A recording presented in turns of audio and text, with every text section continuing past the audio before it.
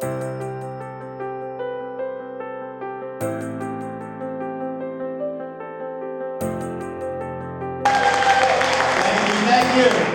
All right, DisruptHR, I really want to know, who remembers their first time in the audience at an HR audit, staring up at that business casual and saying, one day, that's going to be me.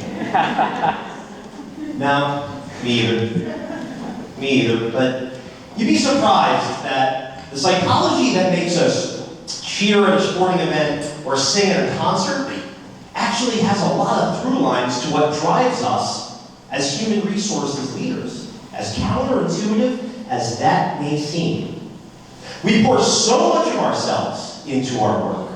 We genuinely care about the people. We care about the process. We want it to be the best it can be. And yet, the data tells a different story. According to Gallup, only 31% of employees right now are actively engaged, and 17% are actively disengaged. And it's worse among Gen Z and millennials. Those are not pretty numbers. You ever ask somebody how they're doing on a Monday morning and you get something like this? It's Monday. I'm okay for a Monday. You ask them on a Friday, you get a completely different answer, a totally different person. It's Friday. I'm doing great. I'm excited. I'm happy. You ask them on Thursday, they tell you it's almost Friday. You ask them on a Tuesday or a Wednesday, they're very confused. It never fails. The Monday mindset. But you get us to that concert, you get us to that sporting event, that hobby, that thing that we love to do, we're a totally different person. We're not just engaged, we're fanatical. And fanship is irrational love.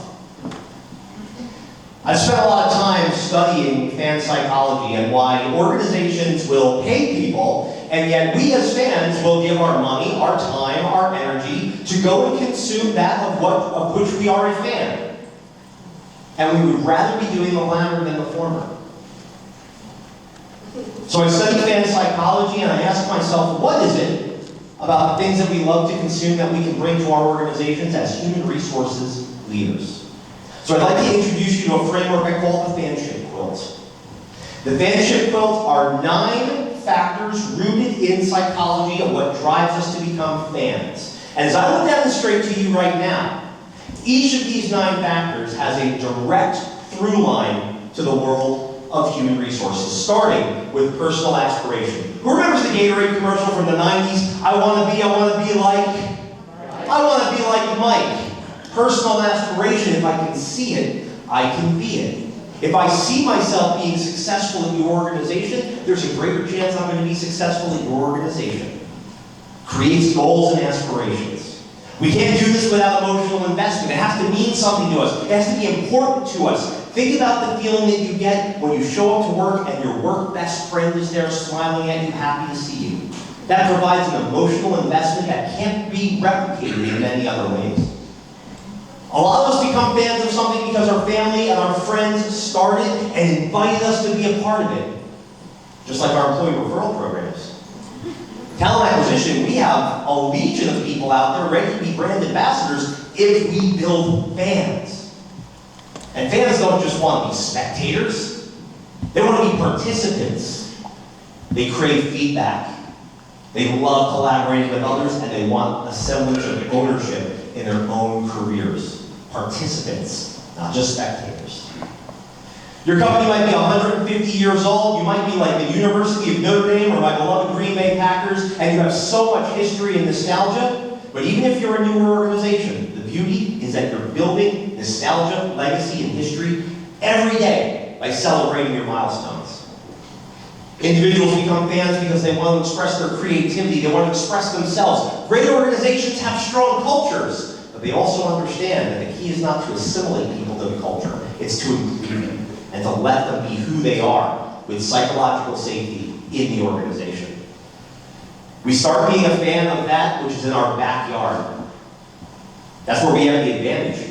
It's root for the home team. And you are the home team. You have fans right in your backyard.